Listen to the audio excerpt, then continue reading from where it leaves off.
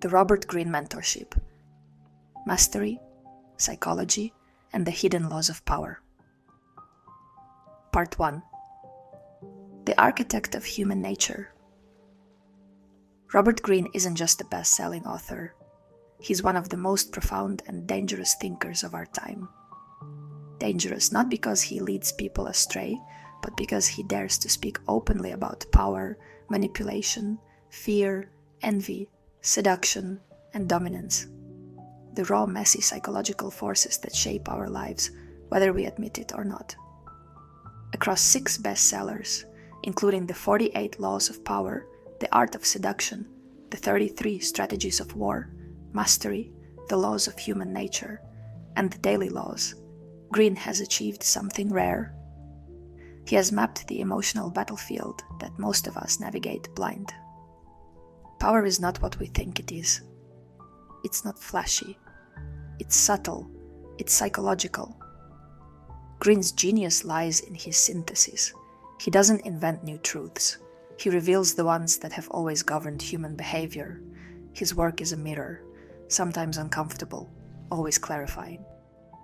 He pulls from history, Caesar, Bismarck, Napoleon, Cleopatra, but also from modern icons like Charles Darwin, Freddie Roach, or Temple Grandin. The result is something almost surgical. Stories that illustrate eternal truths about dominance, ambition, ego, love, envy, and fear. And beneath it all, one unflinching insight. People are not as rational as they seem. Never appeal to truth and reality, unless you are prepared for the anger that comes from disenchantment. Greene doesn't just write books, he writes blueprints for navigating conflict, avoiding traps, and understanding what really motivates people. His concept of strategic empathy, the ability to see the world from another's emotional reality, is more relevant than ever. Not to manipulate, but to protect, to survive, to influence wisely. Those who call him manipulative miss the point. Greene doesn't promote deception, he exposes it. He shows how flattery works, why charisma matters, how envy operates, how power accumulates, and how it erodes. In doing so, he gives us a kind of armor, mental tools to resist exploitation, to sharpen our emotional radar, to become more sovereign in how we lead, love, and decide. He warns that most people operate from unconscious emotional drives. Until we name them, we are bound by them. Until we understand the laws that shape our desires and behaviors, we'll be ruled by forces we don't see. The most effective attitude to adopt is one of supreme acceptance. The world is full of irrational behavior, and you are not immune. Learn to observe it, to anticipate it, and to use it wisely. Robert Greene is not for the faint of heart. He challenges you to grow up, to look inward, to embrace reality, not fantasy. And in doing so, he offers a unique kind of freedom, the power of understanding. In a world that rewards surface-level thinking, Greene invites us deeper, into the mechanics of power, into the architecture of the mind, and ultimately, into ourselves. Part 2. On Mastery and the Long Game. If there's one word that defines Robert Greene's philosophy beyond power, it's mastery. In his book Mastery, Greene unpacks the journey that every great mind, artist, leader, athlete, scientist, has walked. He calls it the path of the apprentice, a long, often unglamorous commitment to skill development, deep observation, and creative transformation. Greene isn't interested in talent meets or quick wins. His obsession is with process. The future belongs to those who learn more skills and combine them in creative ways. He studied figures like Leonardo da Vinci, Mozart, Charles Darwin, Henry Ford, and Temple Grandin, not just to admire their genius, but to decode it.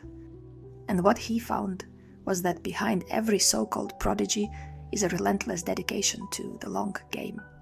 Years of quiet labor, thousands of repetitions, setbacks, self-inquiry, patience. Greene's framework for mastery includes 3 stages: apprenticeship, humble observation, repetition, and discipline.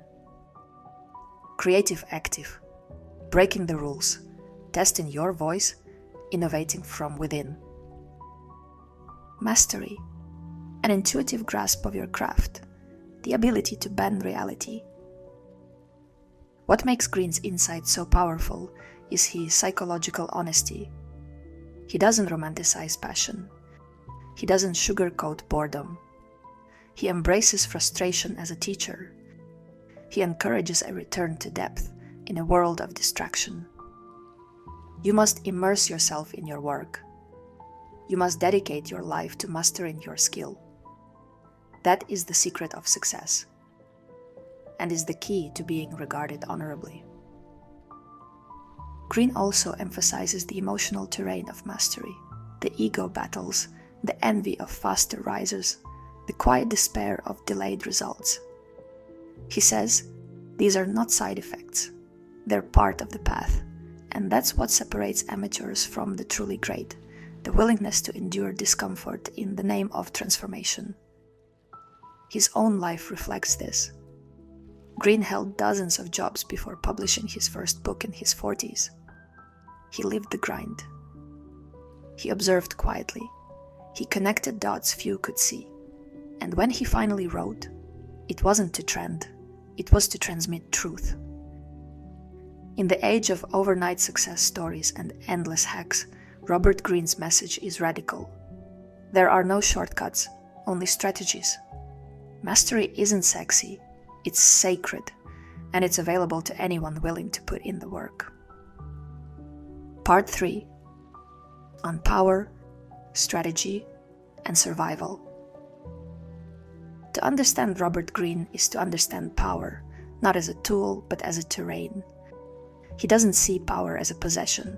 He sees it as a living, breathing dynamic, one that shapes every interaction, every organization, every relationship. His most infamous book, The 48 Laws of Power, isn't a celebration of tyranny. It's a manual for navigating a world where power is always at play, often invisibly. It's not about becoming a tyrant, it's about protecting yourself from them. Power is always in flux, never static. The moment you think you've secured it is the moment it begins to slip away. Greene's brilliance is in decoding human behavior as strategy.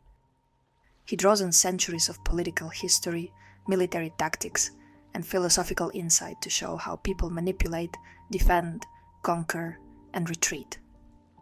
His chapters read like battle plans. But the battlefield is social life. Offices, families, reputations, negotiations, alliances.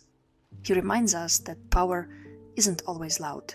Sometimes it whispers, and if you don't learn to recognize it, you'll be crushed by it.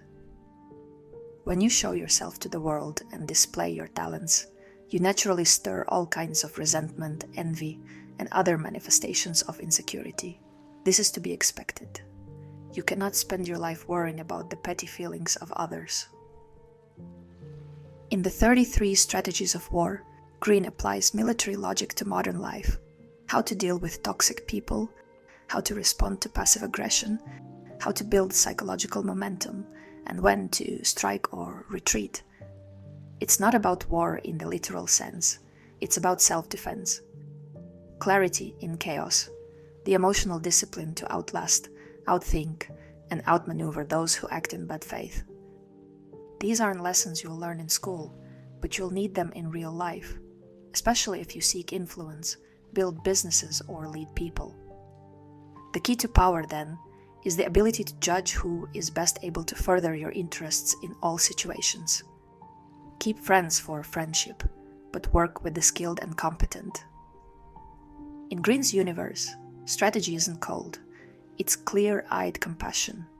It's knowing that humans are emotional, reactive, and often irrational, and that the best way to navigate that isn't with naivete, but with vision, calm, and a deep understanding of how power truly flows.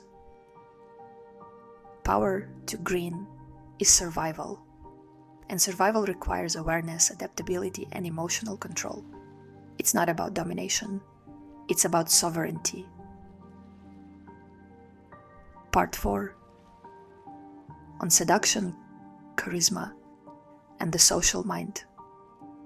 If Robert Greene understands anything better than power, it's persuasion. In The Art of Seduction, he maps a psychological terrain few dare to enter.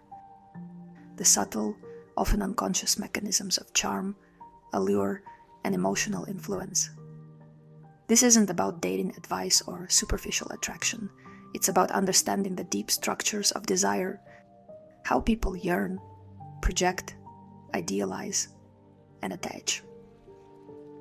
Seduction is about manipulating people's emotions, playing on their insecurities, and creating a kind of hypnotic spell. Greene doesn't sugarcoat it. He doesn't moralize. He observes. He introduces archetypes like the siren, the rake, the ideal lover, and the charismatic. Figures who captivate not by force, but by creating emotional resonance. These archetypes aren't fixed personas. They're energies, strategies, ways of embodying attention and emotion. What Greene reveals is that charisma isn't luck or natural charm. It's structure. It's about timing, presence, restraint, and intention. It's about knowing your audience, speaking to their insecurities, and providing an emotional escape. The most effective seducers are the least obvious. They do not telegraph their intentions. They create a comfort, a feeling of safety, and then slowly turn up the intensity. This isn't limited to romance. Politicians, marketers, leaders, and artists use the same mechanics. They seduce us with visions, with words, with mystery. They make us feel seen, chosen, understood. And we follow. Greene's psychological brilliance is in showing that humans are emotional before they are logical, that what persuades us isn't facts, it's feeling. And if you understand that, you can change conversations, organizations, even nations. But Greene also warns. Seduction can corrupt. It can backfire. If wielded without ethics, it can destroy trust. So the real mastery lies not just in learning how to influence, but in knowing when not to. Seduction, at its core, is attention management. And in an economy driven by attention, Greene's insights have never been more urgent. He helps us spot manipulation, resist temptation, and better understand the emotional undercurrents shaping our decisions. In Greene's world, social intelligence is power, and charisma isn't a gift, it's a language. Part 5. On human nature and inner freedom. Perhaps Greene's most ambitious work, The Laws of Human Nature, is where all his ideas converge.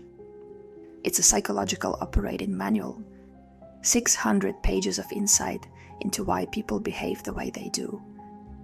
Envy, insecurity, aggression, generational trauma, groupthink, narcissism, it's all there, unpacked with brutal clarity.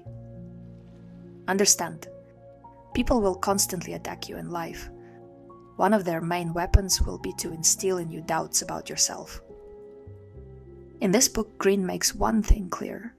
If you want true freedom, you must first learn to read people. But more importantly, you must learn to read yourself. He draws on psychology, evolutionary biology, history, and philosophy to reveal the forces that shape behavior. And he doesn't stop at diagnosis. He offers tools. How to neutralize toxic personalities, how to master your emotions, how to elevate your thinking, and how to connect with others on a deeper level. Be wary of the group. People in groups lose their individuality. They become more emotional, irrational, and easy to manipulate. Greene believes the greatest freedom we can attain is inner freedom. Freedom from unconscious drives, from triggered reactions, from social programming. To reach that, we must observe ourselves as carefully as we observe others. It's radical self-awareness, not to control others, but to become immune to their control. And in a world dominated by outrage, distraction, and identity politics, this message is urgent. Greene reminds us that becoming emotionally sovereign isn't just a personal upgrade, it's a moral responsibility. Robert Greene's work is both a mirror and a sword. A mirror because it reflects the psychological games we're all part of, whether we like it or not. It exposes our patterns, our blind spots, our unspoken desires. A sword because it arms us with language, insight, and strategies to navigate a world that is rarely fair, often irrational, and always complex. His books don't promise comfort, they promise clarity. And in that clarity, you find power, not the kind that dominates others, but the kind that anchors you. Power to respond instead of react. Power to influence with intention. Power to master your craft. Power to understand. Greene teaches substance. In a world of noise, he restores the value of silence, patience, and precision. He teaches us that wisdom is earned, not inherited. Power is observed, not assumed. And that real change begins not with others, but with yourself. The time that leads to mastery is dependent on the intensity of our focus. Robert Greene is not just a writer of laws, he's a cartographer of the human condition. And once you've read him, you don't just see the world differently, you see yourself. For more essays like this, subscribe and follow the journey along with me. Thank you for your time, and see you in the next one.